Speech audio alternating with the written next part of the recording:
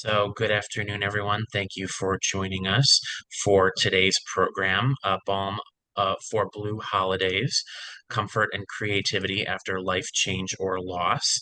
This program is being offered through NAMI Greater Cleveland's faith-based initiative, and we're very happy to have Kim Langley as the presenter for this workshop slash retreat with us today. This program will be focusing on grief, spirituality, difficulties surrounding the holiday season.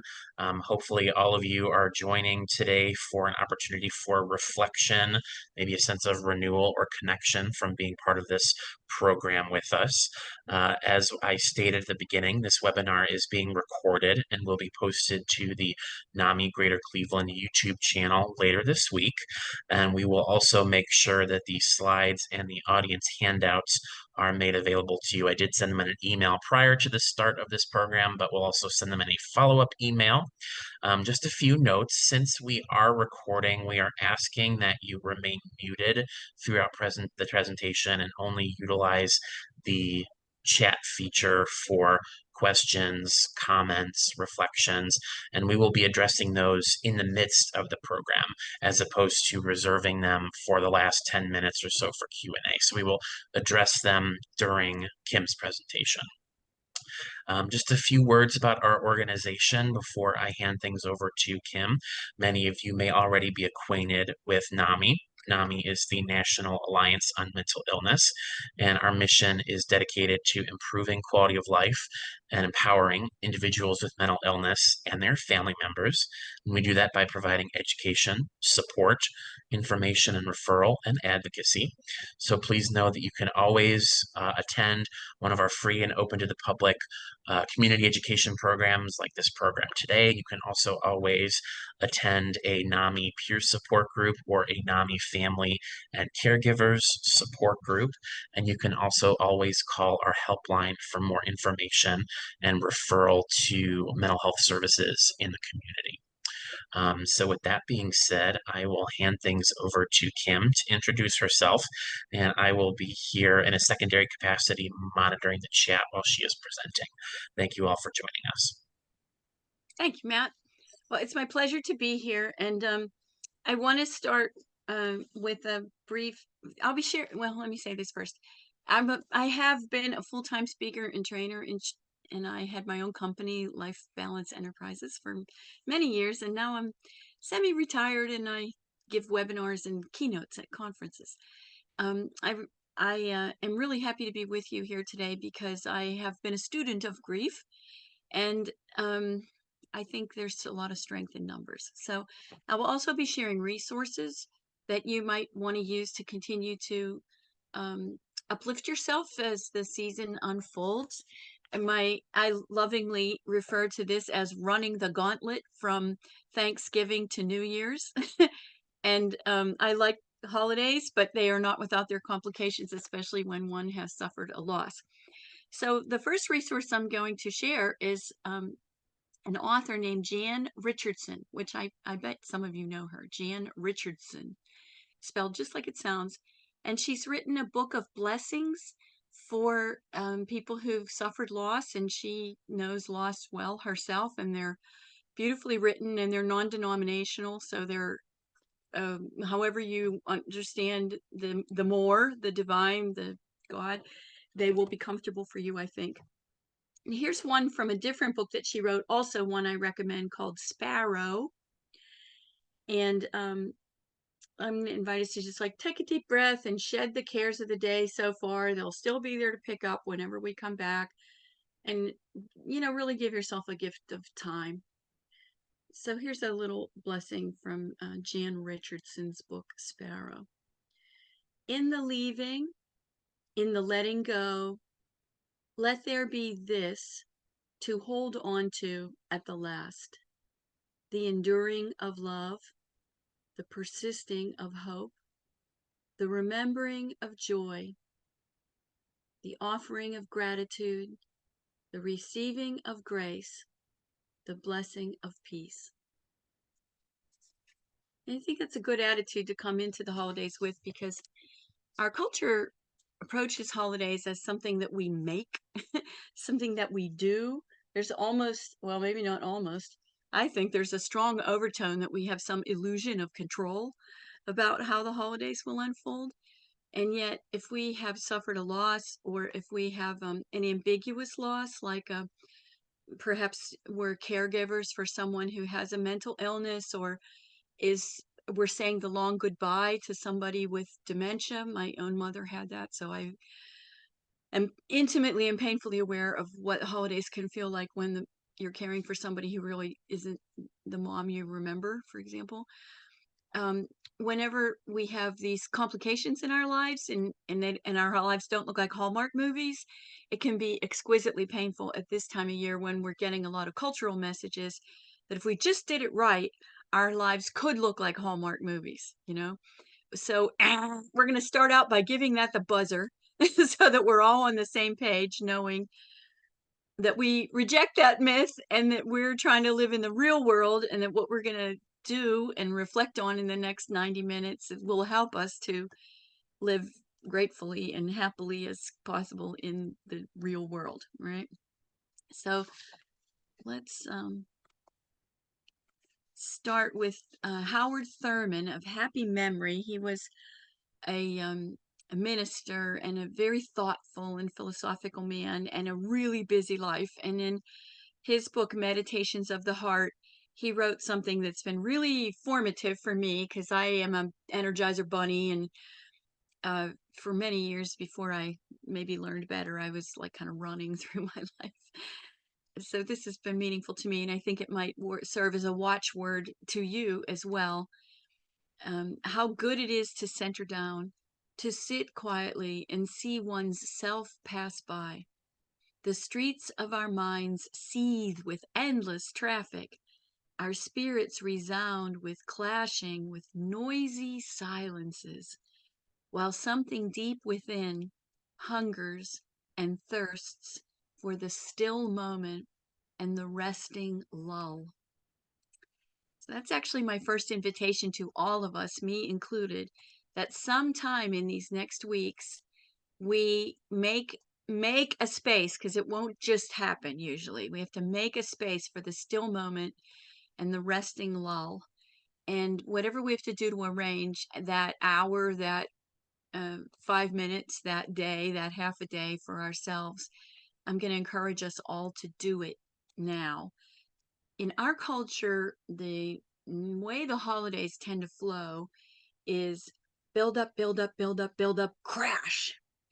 And I'm so old that I remember when Thanksgiving didn't start until right before Thanksgiving, and Christmas celebrations never started before Thanksgiving. And now I was driving on Saturday and I put the radio on and Silver Bells came on. It's not even Thanksgiving yet. And I had a minute of, and then I turned off the radio. So I thought, I love you, Johnny Mathis, and I love the way you sing Silver Bells, but I am not ready for this yet.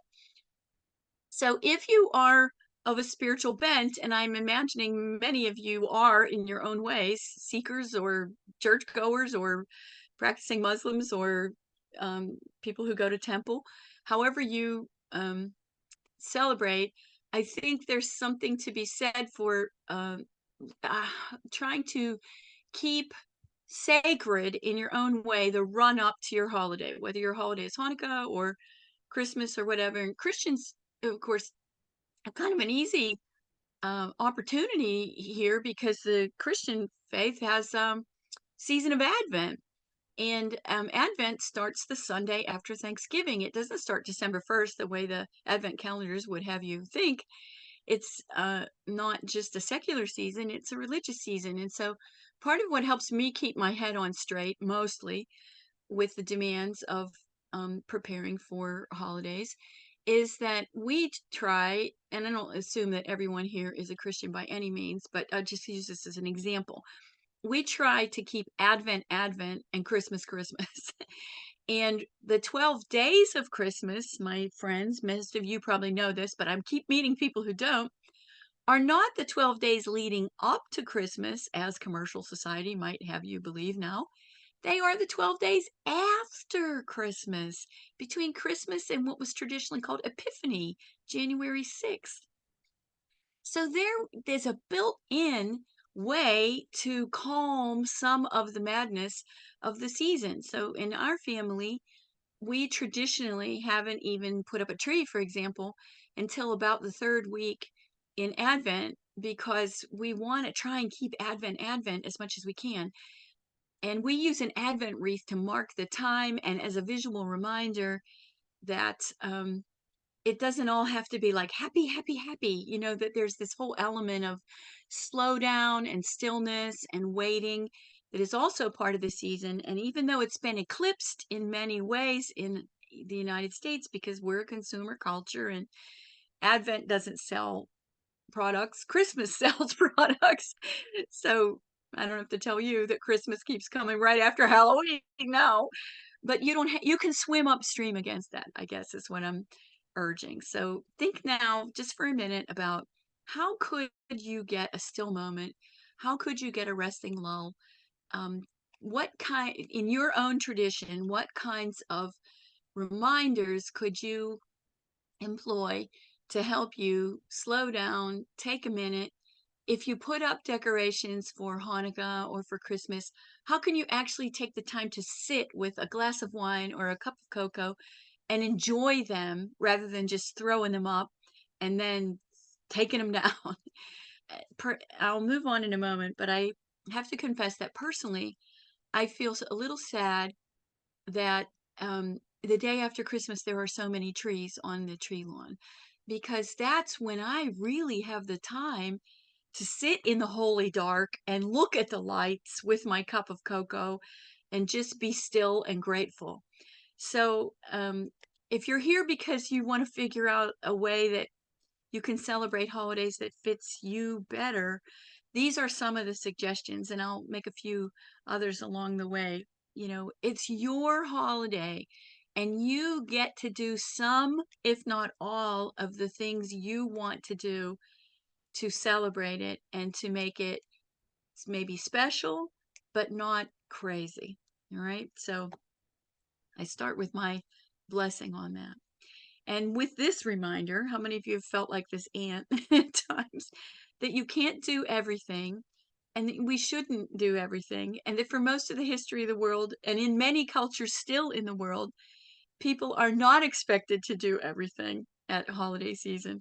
So if you are a student of history, which I actually recommend, um, knowing a little bit about holidays, New Year's, uh, Christmas, Epiphany, Hanukkah, and so on, were traditionally celebrated can help give us the courage and the creativity to bring back some of the slow celebration that was what was enjoyed for most of the history of the world. So I know my grandmother used to talk about everybody making one present for other people and getting one present from other people.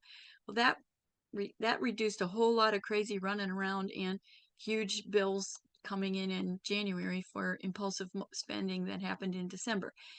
Um, so one of the things I did with my kids, and you could do too with your grandkids or if you're raising young children, is get some children's books on how holidays are celebrated traditionally, and then acquaint them with like slow holidays and how simple they used to be and how simple they still are in some countries. So, for example, I recently learned that in Iceland, which is a very, wait, it is Iceland, yeah, is a very book oriented culture.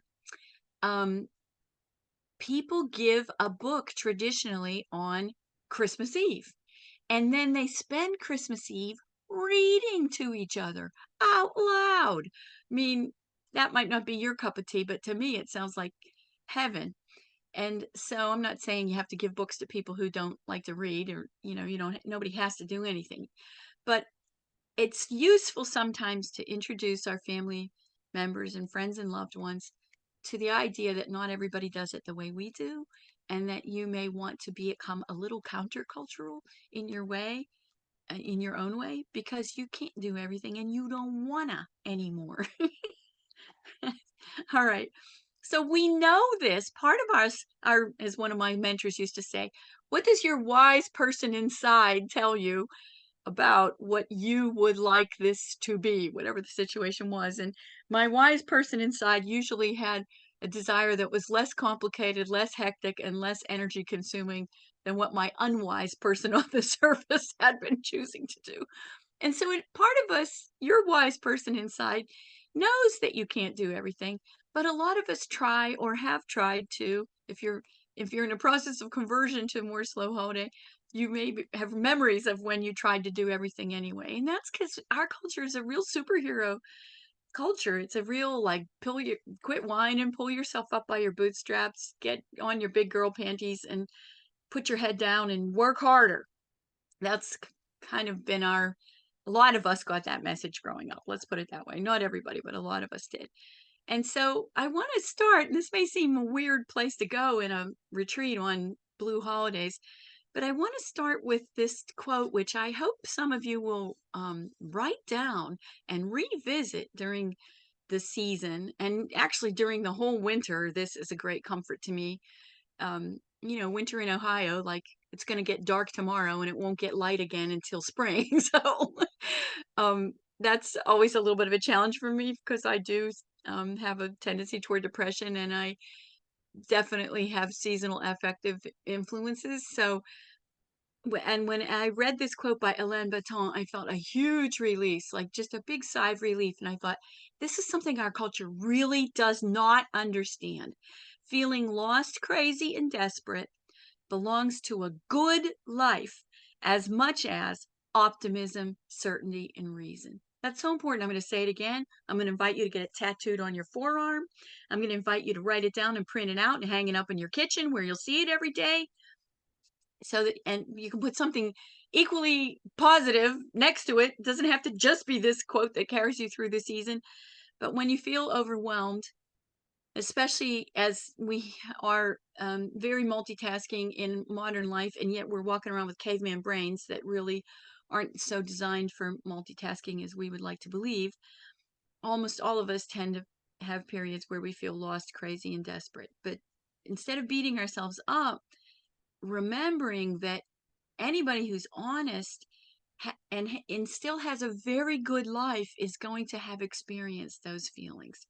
So I imagine in some other sessions that you've attended through NAMI, somebody has talked to you about toxic positivity and the big shift in our culture in just the last 20-ish years, I would say, toward a positivity that's not as helpful as it could be because it's now moving in the direction of toxicity. And that's where you get these messages from people, no bad vibes, and everything works out in the end. Or one of the things I really, really don't like, and I hope I'm not stepping on toes here, but it's become very common in our culture to say everything happens for a reason. And I do not believe that for 1 minute. I think stuff just happens. And I'm a believer, but I refuse to believe that the divine sends crappy stuff into people's lives as some kind of a test or opportunity to build character. Now, stresses come if you're breathing and bad stuff happens and you have lots of opportunity to build character. What I don't, and so I hope that we all do try to grow from all of our trials and tribulations. But what I don't accept is that either God or something like God, fate, or something sends those in order to test us. And I also don't believe everything happens for a reason. I think stuff just happens. I mean, if a tree limb falls on me when I finish this webinar, I don't think that happens for a reason. I just think I was unlucky enough to stand under the tree limb at the wrong time. So you can chew on that. And I know some of you may not agree, and you can always politely disagree in the chat box if you like, and we can even discuss it as time unfolds.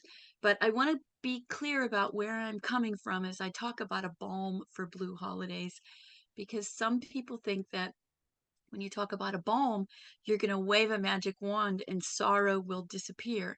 And my position is sorrow is part of life, and knowing how to sorrow is a very important, very adult spiritual skill.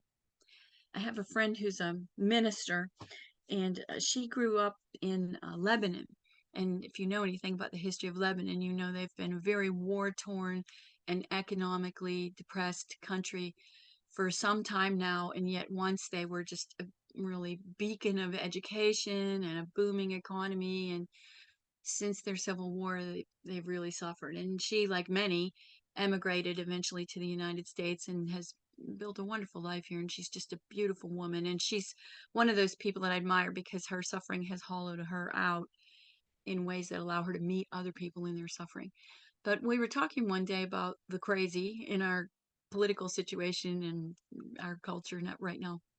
And she said, you know, it's interesting. She said, I really don't think people know how to suffer anymore. People act as if you're doing everything right and you're living a good life, there will be no suffering. And she was in that element, at least, she was critiquing the prosperity gospel, which says, if you do good things, then good things will come to you. Well, sometimes, yeah.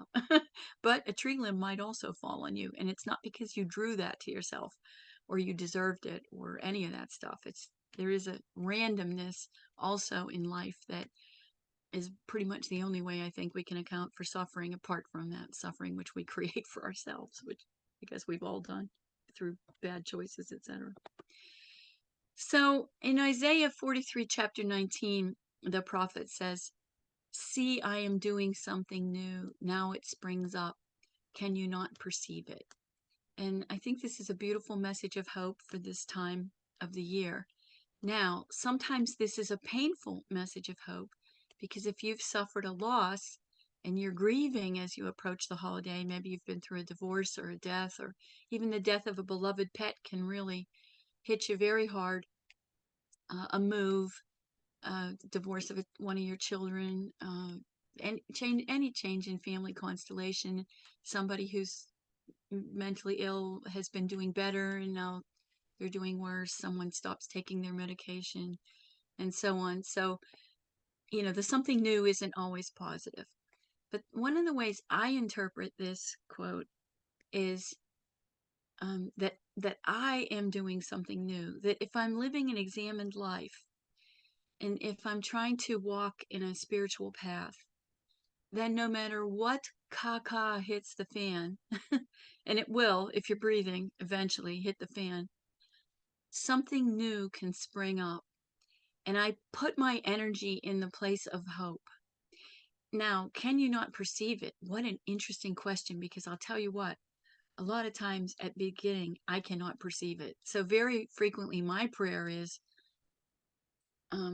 help me to perceive what the next right thing is. Help me to perceive what there is to be learned from this debacle. Help me to become better, not bitter, as a result of what I've just experienced, and so on. So I hope this quote's been a great comfort to me, plus a nudge, to not just uh, give in, to despair or throw up my hands, but to wait in joyful hope, which is one of the messages of this season, to see what will emerge.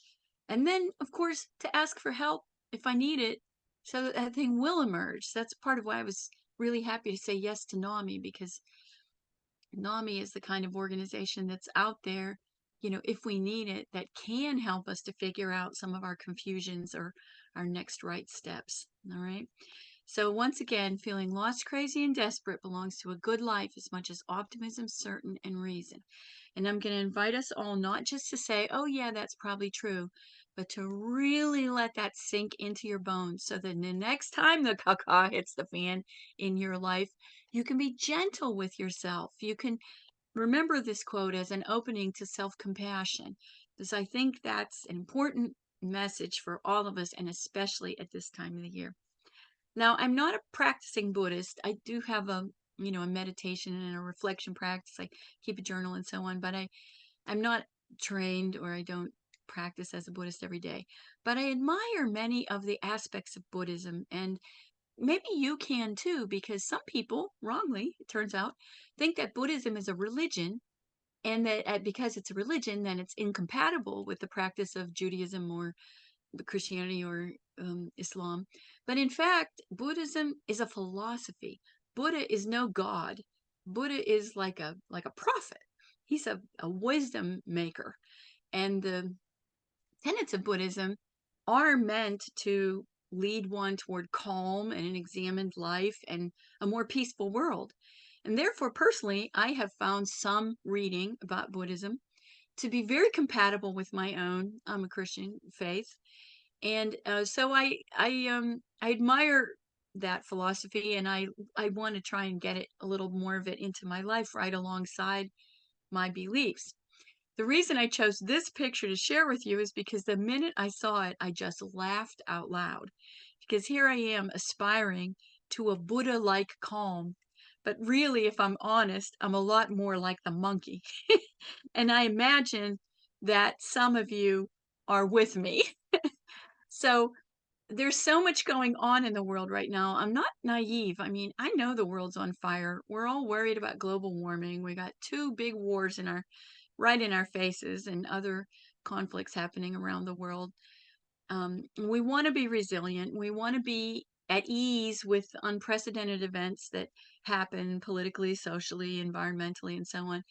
But sometimes we are just monkey mad. And that's one of the reasons I'm suggesting that part of your uh, healing could be dipping into some of the philosophy of Buddhism. There's a wonderful book. Uh-huh. It's written by a woman who I actually got to meet, and I'm so impressed with her. Any book that I share with you is always going to be kid tested, mother approved. Something that I read that I got a lot out of and that is not going to be a waste of your time. And her book is, why can I not think of this moment? The author is Claire Willis, Claire Willis, Willis. Maybe somebody can throw that up in the chat if you can find. She's only written two books. One book is won all kinds of awards and is widely published, still in print, and it has I think it's called Lasting Words, and it's meant to be an assist for people who are accepting their own demise. So it's a book that a counselor or a social worker or a loved one can use with somebody who knows they're terminally ill. And it's a beautiful thing. And then more recently, just about 4 years ago, she wrote another book, the name of which I cannot think of this moment. So deliver me if you can and put it in the chat box and tell me before the thing ends, because it drives me crazy when I can't remember something and I want to. And she's a Zen.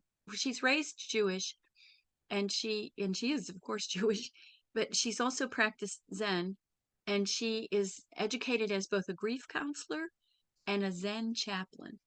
So she's a really interesting woman with many layers, many spiritual and mental health layers. And her book is a beautiful thing. So I think some of you might benefit from it as the winter unfolds. Um, and I'm not saying this because she's my friend, because I didn't even know her when I read the book and said to myself, holy cow, I wish I'd written this. All right. So because things are, kind of spinning, the world is kind of spinning.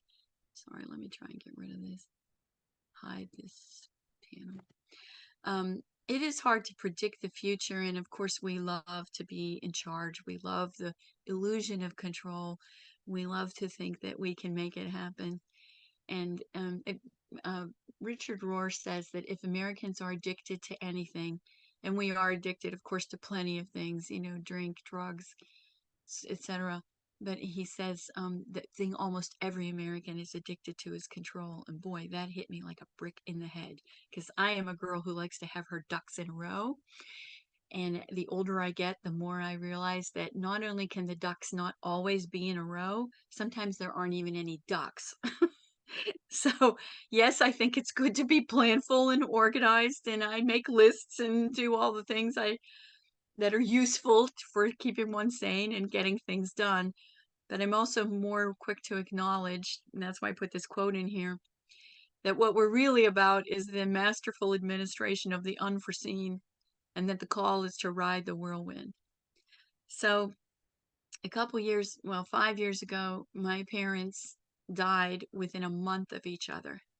Neither one of them had a particularly life-threatening condition. My mom had dementia, but her physical health was great, and my dad was very healthy. But he broke his hip, and when he had the hip replacement, he threw a major clot, and he had a massive stroke. And so he went right into hospice. His brain was so damaged. And so, holy cow, now here's the caregiver for my mother with dementia, and he's down for the count. And they live in Arizona. I live obviously in Ohio. So I got on a plane in my gardening clothes the day he had his stroke. And then I'm trying to get everything arranged for him, plus arrange everything for her. Some of you are shaking your heads, I'm sure, because you know what this kind of sudden chaos can unleash in a life. And then thank heavens, he had the most beautiful hospice care, and he never came around again. He was never conscious again, but I was able to be there with him and sing with him and pray with him, and he had wonderful care, and so he had a good death. And then we got my mom settled in a care home where she seemed very happy, and I had friends of hers checking in on her, and I would FaceTime with her every couple days, and everything was going swimmingly. And then I get this terrible phone call from the social worker who was overseeing her care because she did not want to move back to Ohio. I kept trying to get her to move back here. And every time I bring it up, she'd go, "Well, there's winter in Ohio." She really liked Arizona. I said, "Wouldn't you like to be with your daughter?" She wasn't so sure. So I had somebody looking in on her. And then I get this phone call. She's had a massive stroke. Like, what are the chances? Overnight, and they didn't find her until morning. And she also was never able to speak again, or did not appear to be conscious. You know what it's like when people are in a coma, you don't know if they can hear or not. So again, I leap on the plane and get there. And when I said, "Mom, I'm here," she kind of groaned. So I feel like she knew I was there. And then I sang and prayed with her for a couple of weeks. And then the whole, like, how fast can we get the house turned around and so on, because I live in Ohio. So it was crazy, crazy, crazy. And by the time she had her stroke, they didn't, my parents were really good people, but they did not provide for themselves very well. There was not a lot of resources. And so all the resources they had were spent on my dad's hospice. There was no time for them to replenish, and then my mom needed it. So one of the great sources of gratitude, and one of the things that involved the masterful administration of the unforeseen for me, was that I gathered up all their documents, bank statements, and so on, and I went to a hospice that admitted people and then charged them according to like what they had there. And so she got beautiful care for way, way, way less than would have been the normal hospice price. And so the whole time I was sitting with her, riding the whirlwind, I did have the most profound experiences of gratitude, because every day when I'd come into this hospice, I felt grateful. This is part of the balm that I'm going to recommend, is to really work your gratitude muscle and build that muscle. Part of the balm for me during that grief period was I would park in the parking lot and I would think, I'm so thankful for whoever's idea this was to build a building, raise the funds to take care of people that otherwise would not have had any good options at their end of life. And then I would go in and I would be grateful for the architect who designed such a lovely building. And then, like 10 times a day, there was the opportunity to be grateful for the respective care she received. And a lot of times you feel very unhappy whenever you're grieving. Of course you do. I was not happy. I didn't have a lot of feelings of happiness during that period. But we know from the research on happiness that part of happiness is not just feeling happy. It's also, and here's where our point of power is a lot of times, it's equally, the research shows, thoughts of satisfaction. Jot that down. So when you're not having a lot of feelings of happiness, you can often still have thoughts of satisfaction. And for me, those thoughts of satisfaction were, gosh, these guys did a terrible job providing for themselves in their old age, and that's causing me a whole lot of stress and honestly a little resentment from time to time. And and I'm so grateful that I was able to do like the legwork to find this place for my mom. And I'm so grateful that um, somebody planned each one of these hospice rooms with a window at the end and a bird feeder outside. So the whole time I was keeping vigil, I could see, birds coming and going, living their best bird lives, and it helped me anchor in the present. instead of the catastrophizing about the future. Right. I'm going to do a quick check because a message just came up that my internet is unstable. So can somebody unmute? Maybe you can, Matt, and tell me, am I coming through clearly, or is Yes, you're coming there's through clear now. there's Yeah, no there was problem, there was a moment where it was a little but it was choppy. just a moment because Yes, I we could could hear in you. fact go closer to the unit. I mean, I'd have to walk upstairs, but I would do that for you guys because I don't want you to be annoyed. So tell me I if will. it gets chunky. All right. Is there anything in the chat box yet, Matt? Just some comments from folks agreeing with your thoughts on, um, letting go of the belief that everything happens for a reason. We've also just been receiving some info from myself and another person in the group about the books by Claire Willis. It looks like there's the Lasting Words book and the Opening to Grief book That's is it. the other Thank one. you. Yeah. Opening to Grief. These are both very slim and readable volumes too. So even if you don't think of yourself as a reader, and I know not everybody learns the same way, but both of them are books that you could take real slowly, kind of a nightstand books. Thanks, Matt. Anything else? No, that's it. Okay, let me start my tap dance a little bit more then. And thanks for your comments. Keep those coming because I do want you to be active participants. So, whether we name it or not, when we feel like we're riding the whirlwind, part at least of what we're feeling in that whirlwind is usually grief. Grief for this, whatever this new thing is that has, turned our lives upside down. Grief for the old life that we had that was maybe less encumbered than the life we have now.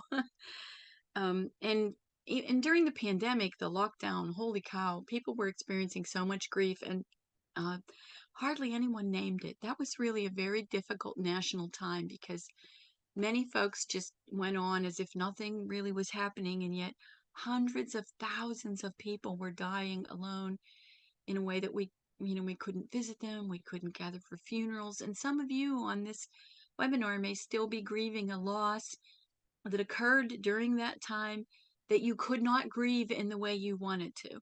And so I want to reassure you that you are not like doing it wrong if you are still feeling grief, because it is never too late to grieve a loss.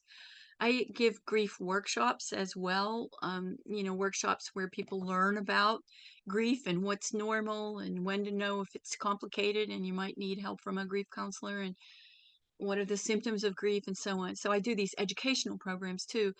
And somebody came she was almost 90, and she took me aside at the break and she said, I came to your workshop because I realized recently, now this woman was a counselor, so she was very savvy about mental health. She said, I realized recently that I had some losses while I was raising 4 kids that I never had time to grieve. And that included miscarriages and the fact that her husband, while she was raising kids, developed MS and became less and less able to partner her in the upbringing of those kids. Eventually, he couldn't work. Eventually, she was caregiving not only for the kids, but for her husband. And she said, I was so busy keeping a roof on the house and food on the table and everybody dressed and in the right size coat and shoes, I never really had time to feel my feelings about all that. And she said, recently, they started to break on me in a new way. And I gave her a big hug and I said, good for you. Because some people would be crazy making themselves. How could I possibly be feeling grief for a loss I suffered, 25 years ago? Well, guess what? The research on grief shows that grief will jump up at unexpected times, sometimes for years after the initial loss. I talked recently to somebody who came to me for a little coaching, and I said, what brings you here? And she said, well, I know this might sound kind of crazy. It didn't to me, but she was afraid it would. But I have a beloved dog, and he died recently, and I should have put him to sleep, and she said, I find myself crying almost every day. I'm like, what is this all about? And she said, she had lost a son 15 years prior. She said, I'm dreaming about my son again, and I'm ripped up about his loss in ways that I haven't felt for years. What is going on? And I said, well, the research shows that every loss brings up every other loss, and then that is perfectly normal. Now, I'm not saying we become like narcissistic navel gazers where we say, "Oh, woe is me. I am a piteous figure. I'll never get over it." I'm not recommending that. But because our culture, self-pity doesn't help us that much, but self-compassion helps us a lot. So knowing that it can really reawaken an old grief when we suffer a new grief helps us to embrace the fact that life has plenty of suffering, and that right along that suffering, we can experience feelings of happiness and thoughts of satisfaction, and that does not make us disloyal to the people that we've lost or the situation that we've lost, and so on. Okay, so most of us in America haven't had much grief education, and we don't need to do anything. We may choose to widen our understanding of what's going on when we experience any kind of a loss, even the loss of a home. Maybe somebody's moving into assisted living on this webinar. Maybe somebody's needing to downsize and give away a lot of their beloved possessions so that they can fit into a smaller, more manageable space. Those are losses, and those are losses that it's okay to grieve. All right. And don't let anybody tell you anything different. So the question is, how do we engage in robust, resilient skills, unfold a healthy post-pandemic spirituality? Because I think we can all agree that a lot of things changed socially during the pandemic. And even though it's quotes over and we have really good vaccinations and more medications now than we had at our anxious beginning, for a lot of people, it's still hanging over their heads, and there were losses that came with it that are still unfolding. In other words, plenty of people are having life quakes, and so the role of self-compassion is huge. And that's not something our culture really supports very well. First of all, we're a grief-averse culture. You get 2 or 3 days off work, if you're lucky, for the death of a parent or a spouse or a child. I mean, ah! And um, then you're supposed to kind of be back and up and running. I have a sweet friend whose partner of 40 some years died. They weren't married, but they were absolutely committed partners. And like 6 weeks after her partner died, somebody at work said to her, "Well, when are you going to get back out there again and start dating?" She said, "I wanted to like tear his lungs out through his nose. Like, I couldn't believe that he was saying that to me." And I had to smile and nod because I didn't want to make a scene. But holy cow, she said that was like a knife in the chest. And that's part of the reflection of our culture. Like, grief should be short and fast and over. That's not really how it goes. Right. Now, the good news is at the bottom of the slide, it said Bruce Feiler's research, and he's done lots of it, indicates that we'll all go through some of us, life quakes in our lives. And those who have the tools to deftly manage transitions, and those who don't feel alone, in other words, people who know how to seek support and accept it, those folks can thrive during a life quake, because it does become an opportunity to hollow themselves out, to learn about suffering, to live an examined life, and so on. So it's not like we want it. I don't know about you. I don't get up in the morning and say, "Boy, I hope the caca really hits the fan today so that I have an opportunity to develop my character and learn from suffering." No, I don't say that. But if you're breathing and you're still above ground, suffering's going to come. And so you can choose to learn from it when you're ready to. So I love this quote, and I actually hung this up in my kitchen. That's one of the ways I learn things. I see a quote or a piece of wisdom that I think reflects my own growing edge, and I make a little poster or a little 8.5 by 11 on my printer, like the one you're seeing here on the screen, and I hang it up in my kitchen or in my bathroom or on the dresser mirror, someplace I'll see it every day. And this one was big for me because I told you I'm a ducks in a row girl, so I'm not that comfortable being uncomfortable, and yet if you're going to live a rich, full life, you're going to get opportunities to learn how to do this. I think this is huge. The older I get, the more huge I think this is. That we step up to the challenge of life, becoming comfortable being uncomfortable, so that we can expand and move into new experiences. And, in a way, this philosophy, which I believe is at the root of much happiness and much satisfaction, is antithetical to the way our brains work, because our brains, this may comfort you. It certainly comforted me when I learned it, when I was learning about, I teach the science of happiness as a 6-week program. And so I had to learn a lot about brains to learn about the science of happiness. And one of the things that I learned is that even though we live in modern society at a really hectic pace, we're still pretty much stuck with caveman and cavewoman brains. Brains have not changed nearly as much or as quickly as society has. So we're not all that prepared to handle many of the challenges of modern life. Hence, we are often going to be uncomfortable. And one of the prime directives for brains is to keep the carrier of this 3 pounds of meat safe. Like in the caveman days, it was important to constant vigilance. I'm in a blueberry patch picking blueberries for my family, but I have to constantly be aware that bears also like blueberries. Now, because we're wired for this kind of caveman vigilance, always scanning the environment for threat, we're having these anxiety feelings like in the car, in traffic, or in places where they really aren't very helpful.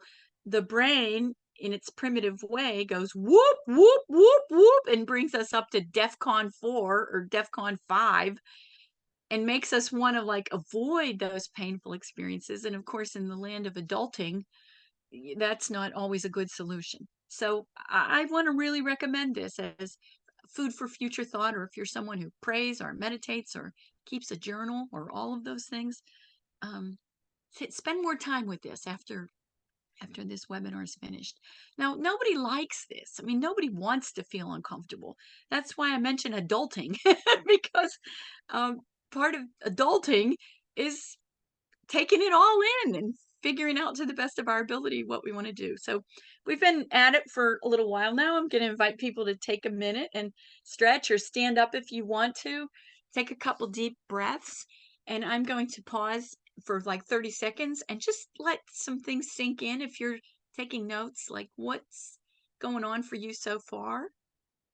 What are your responses to what I've been saying so far? And if anybody wants to add their own wisdom in the chat box, please do. So just a half a minute of quiet.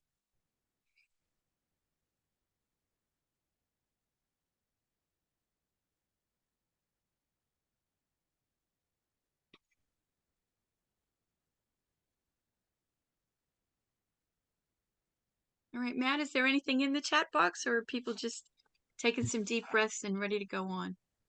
Yeah, nothing in the chat right now. All right, good. Well, you can put something in at any time and we will absolutely pay attention. So now I'm going to invite you to do a little 5-minute free write. If you don't have a pen and paper with you, jump up and get it, because there's something we know from the research that there's something about writing stuff down that impacts the brain and the memory differently than simply ruminating. So, nobody's going to hunt you down if you just want to sit there quietly and think. Of course, that's your option. But I will encourage you to write. It's only for you. You don't have to share it. So here's this really simple prompt which grievers can return to every day or once a week or for 2 years episodically as their grief rises up in a kind of life quake which will ambush you from time to time. This is the prompt to keep writing. What is the worst? And answer it. Then again, what is the worst? And answer it. What is the next worst? Answer it. You can do that 10 times. What are the hardest things about the holidays, this loss, where you're at right now today? And then after you've answered that 5 to 10 times, whatever you like, then keep going. What is the best? What is the best? What is the best? Or if that language doesn't do anything for you, what is right? What am I grateful for? Or what's going well? What am I learning? You can change the question if these two don't fit you. All right, I'm going to start the timer. I'll let you know when there's 1 minute left. And a quick write means whatever comes to your brain. No spelling checks, no editing it, no, oh, Kim, you shouldn't say that. Whatever comes up to your mind should come off your pen.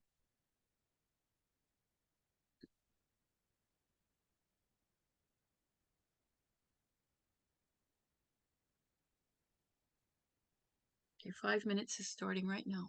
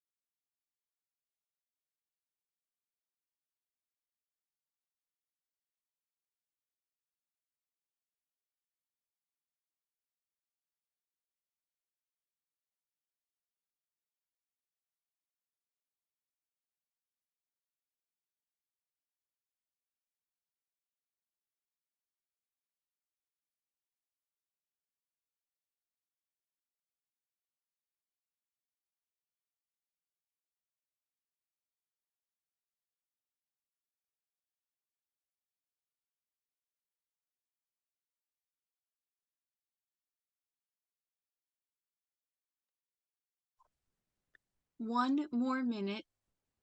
One more minute.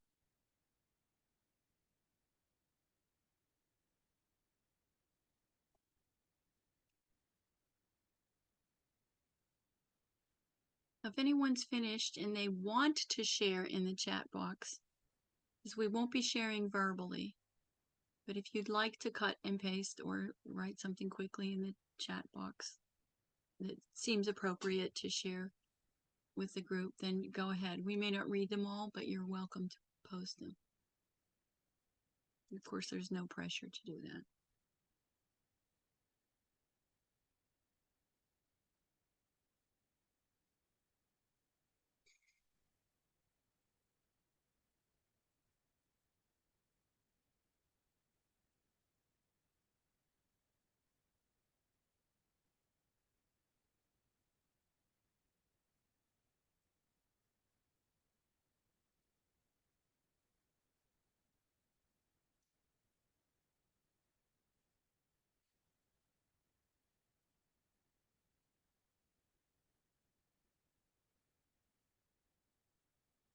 All right, my friends. So I hope that was fruitful. And as I said before, this is the kind of exercise that you can do more than once. So one of the things we know from happiness research is that Americans and many other so-called Western cultures are way, way, way too oriented toward, am I happy now? Am I happy now? That's one of the fruits of being in a consumer culture, because if you can convince people that they're not happy now, you can also convince them to buy something to make them happier. So most of us are swimming in the brainwash stream of, am I happy now? And we're not even aware of. But if you become aware that you are in a lull or low or whatever, a prompt like this can be very helpful, because all the research by Brene Brown, I imagine some of you know her. If you don't, you can help yourself get through the winter in one piece by watching her talks online or reading some of her books. She's doing beautiful work. And that name again is Brene, Brene, last name Brown, like the color. And her research and the research of others shows that if you cut yourself off from the low feelings, you also tend to cut yourself off from the high feelings. So there's nothing unhealthy about taking a moment to think about what's the worst and giving it words. There's a relief, a catharsis in that. And then equally, what's going well. That's healthy.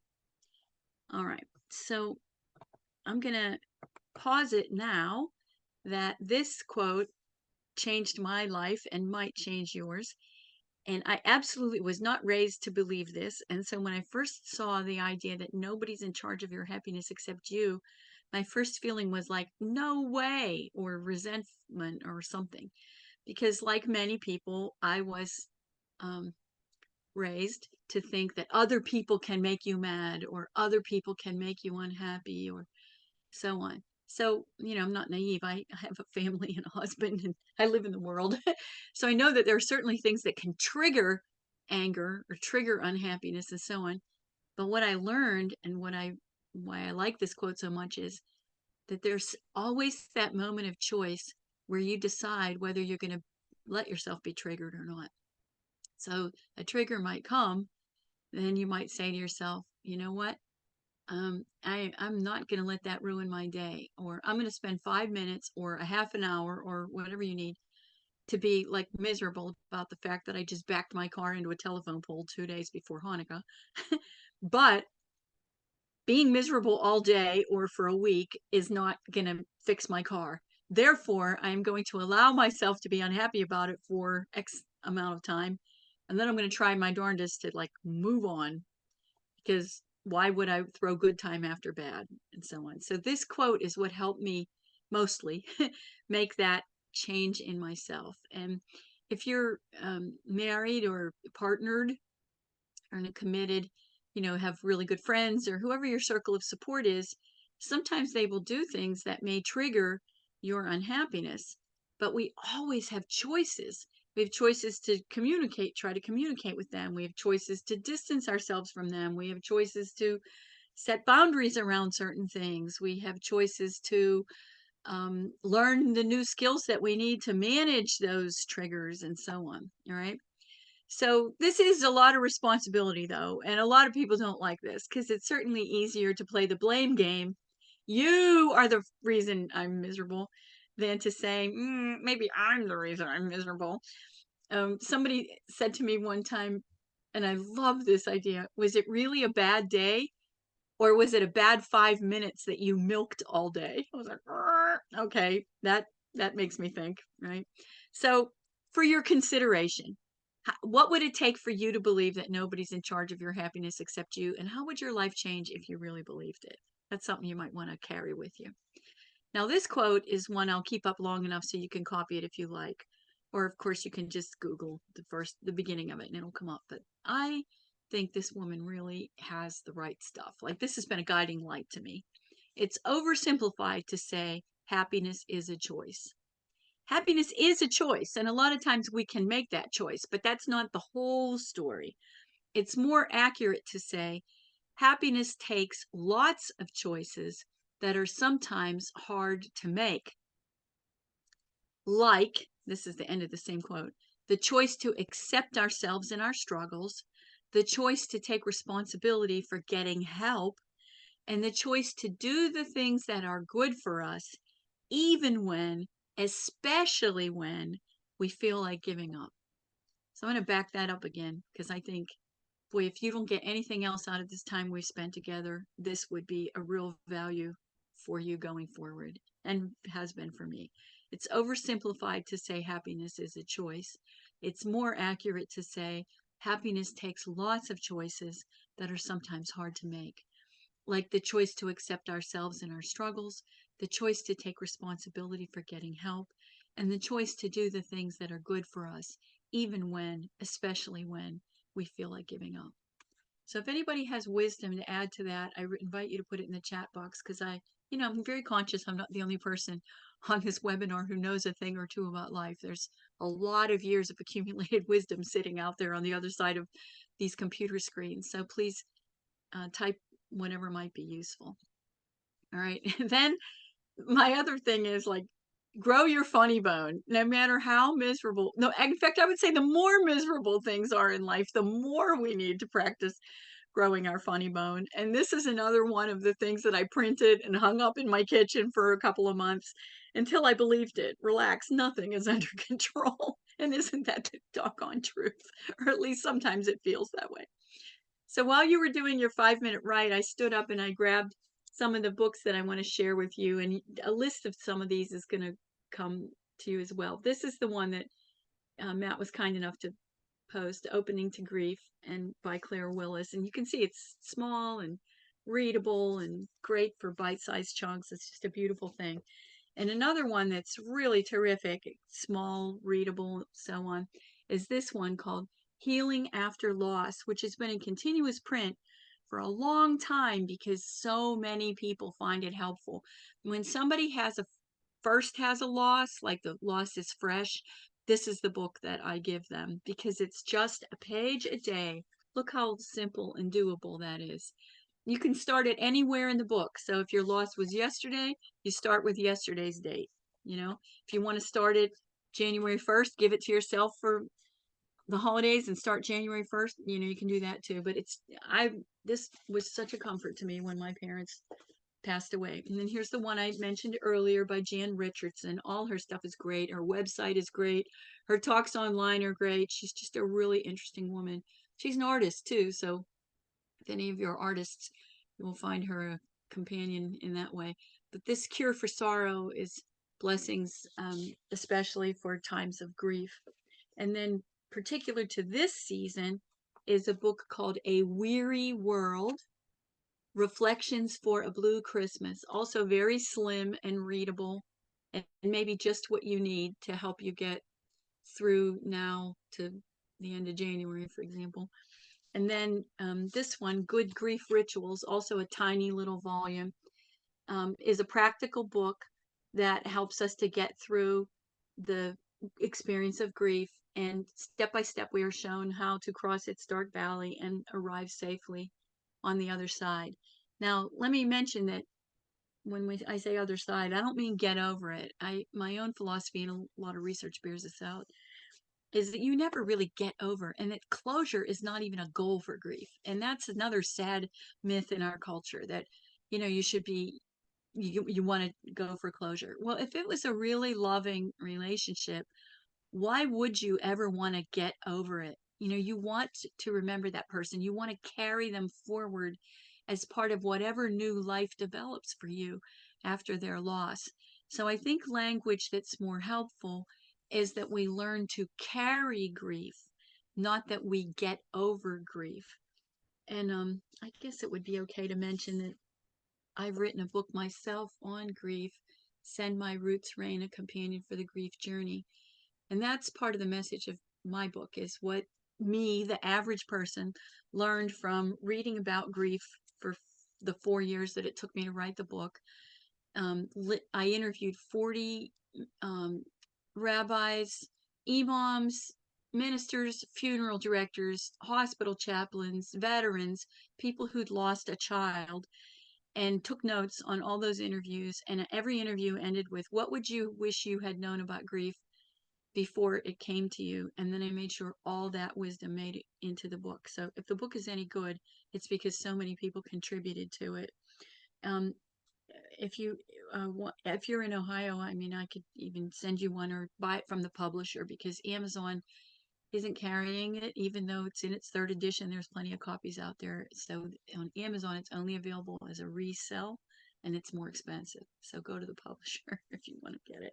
And then this is one other seasonal book, A Decembered Grief, and it's about exactly what it sounds like, and I recommend it. And last but not least, a super practical book, which also has a very wise online community. So even if you're not a book person, this book, called What's Your Grief, is the same as the name of the website and blog that these two women run. And these two women are wise. They've suffered losses themselves.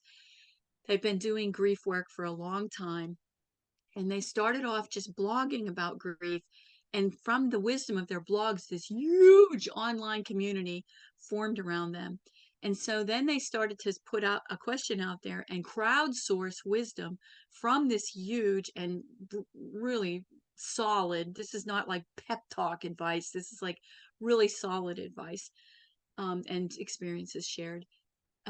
So then they gathered them, edited them, and published them as this book a year or two ago. It's terrific. So if you haven't had the opportunity, if part of what you're thinking here is, I don't know beans about grief, I'm part of this grief averse culture that Kim talked about, and I don't even know what's normal and what isn't. For example, a lot of people think that Elizabeth Kubler-Ross described the 5 stages of grief. You'll see that written all kinds of places. First of all, she never described the 5 stages of grief. She was working with the dying. So those stages you're familiar with, anger, acceptance, etc., those were meant for the dying, and they were never meant to be understood in a linear fashion. First this one, then that one, then this one. Grief is much more like it's not linear at all. And just knowing that can help you grieve in so much healthier a way. So you would learn those kinds of things from a book or a blog. You could go to the website and read it all for free. Like What's Your Grief? And they pay particular attention to the holidays, to the anniversaries of a death, because they know that those are really hard times. So you get all kinds of suggestions for how you might want to do your holidays a little differently after a loss, at least for the first year or two. You get all kinds of suggestions for how to respond to the really stupid things that people will say to you after you've suffered a loss, that they mean well, but they're not that helpful. So if you were going to get a short shelf of resources to help you through this time in the near future and then ongoing, these are the books I would recommend the most. All right. So I was going to give us 10, but let's do 5 minutes, because I get the impression you were pretty productive in 5 minutes, and you can always come back to it later. So we're going to do another 5-minute quick write. And what I'm inviting you to do is choose one or two of these metaphors to describe like what's happening in you right now, what's going on in your life. So how does it feel as you approach the holidays, having suffered some kind of a loss? Do you feel like you're circling the wagons? Do you feel like this is a new season in the garden? Do you feel like you're on some kind of a pilgrimage? Do you feel like you really need help driving your own bus? Is it a great slowdown? Are you riding the whirlwind? Is it a dark night of the soul? Or is it a lantern? Is there some lantern in the window? So pick one or two of these metaphors. I'm starting the timer now and knock yourself out. Whatever comes, don't censor it. My own belief is that sometimes the divine raises things up for our consideration when we give ourselves 5 minutes to actually think and be. So don't be too hard on yourself. Just see what happens. Go.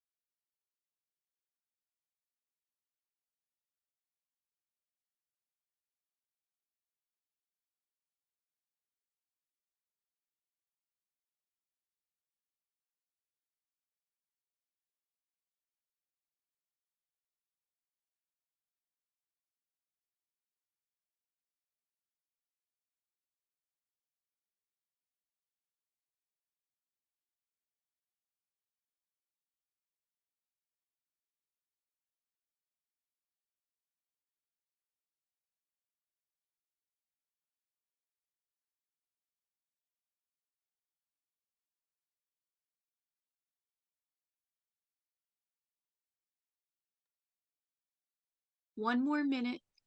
One more minute.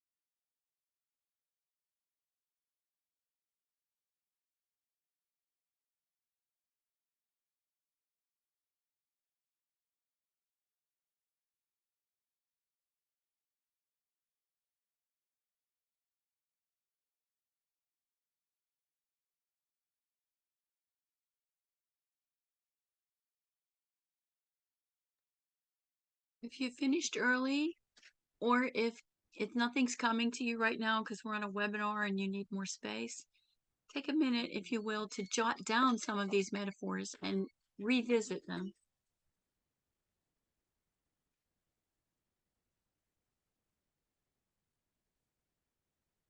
I'll leave them up yet for a second. There's something to be said for returning to the same writing prompt sometime to see how it expands and develops. At least that's my experience. It may not be yours. All right, my friends. So I'm going to keep going here. We're coming in the home stretch. So in a nutshell, all that we've been saying so far is leading up to winter is coming. What about these holidays? And as I said before, I'm trying to, make some invitations today, but there's plenty out there online that will give you additional ideas for practical suggestions for how you might make some changes, large or small, in how you celebrate the holidays. And of course, remember I said, What's Your Grief has several sections that are wise and richly crowdsourced about ways people adapted their holiday celebrations after a loss.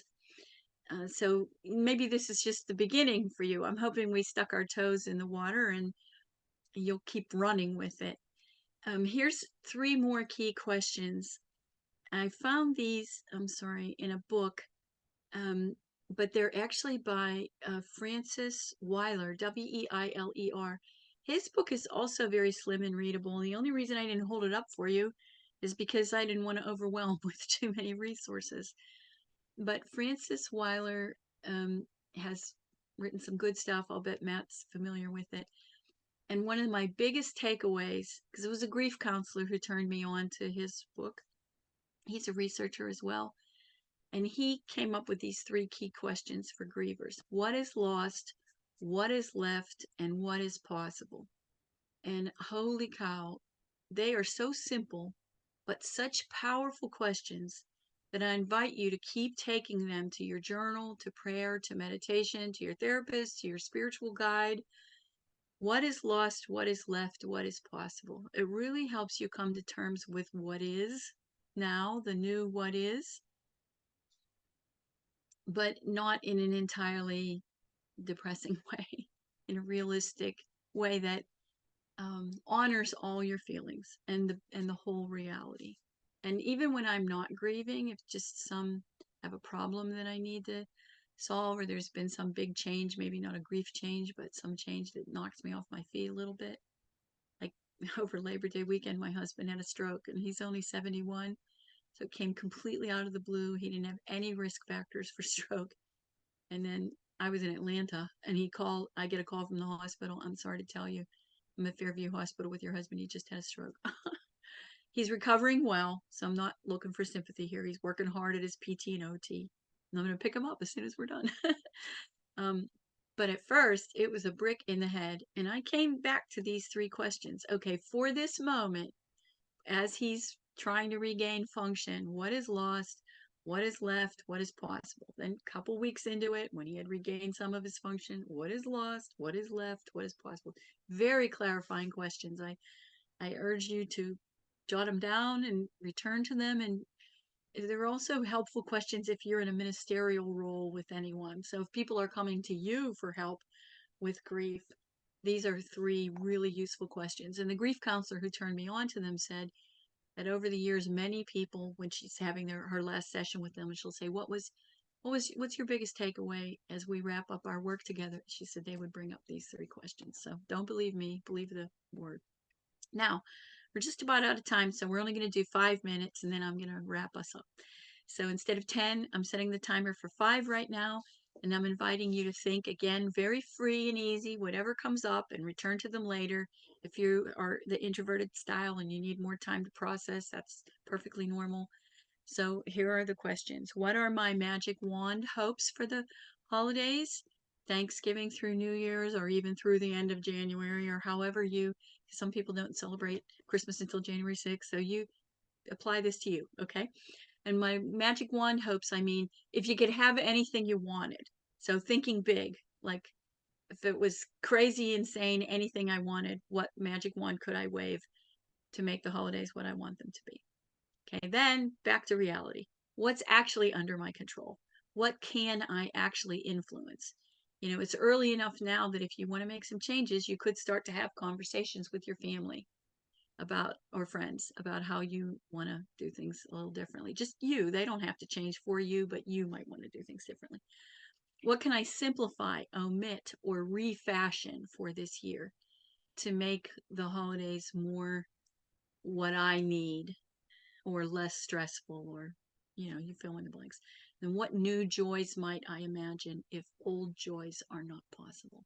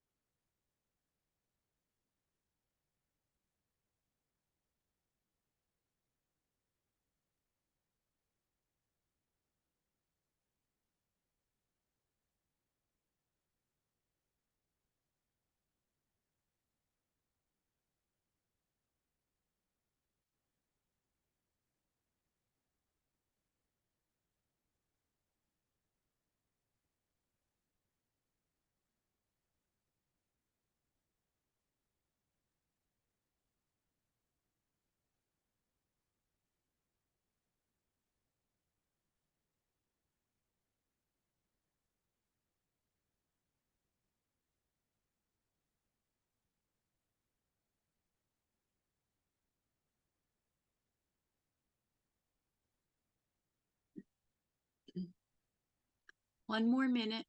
One more minute.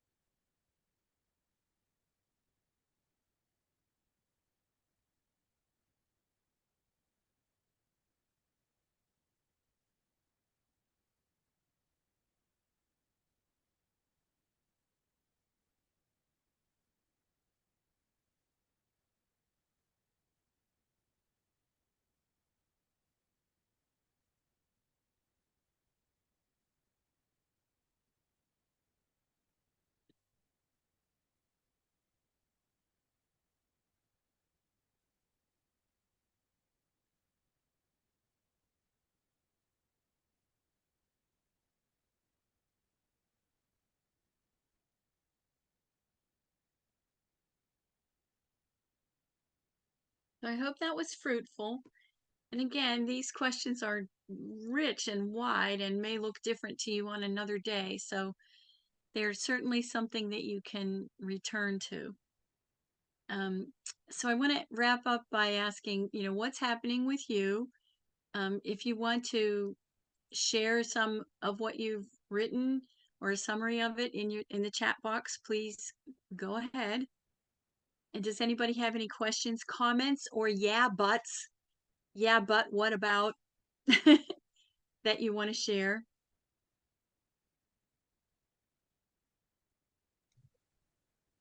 Yeah, thanks, Kim. I'll keep an eye on the chat as we wrap up here. All I right. did also put the link to the survey for today's presentation. Thank In you. case anyone who can click on that and make sure you complete it sometime soon.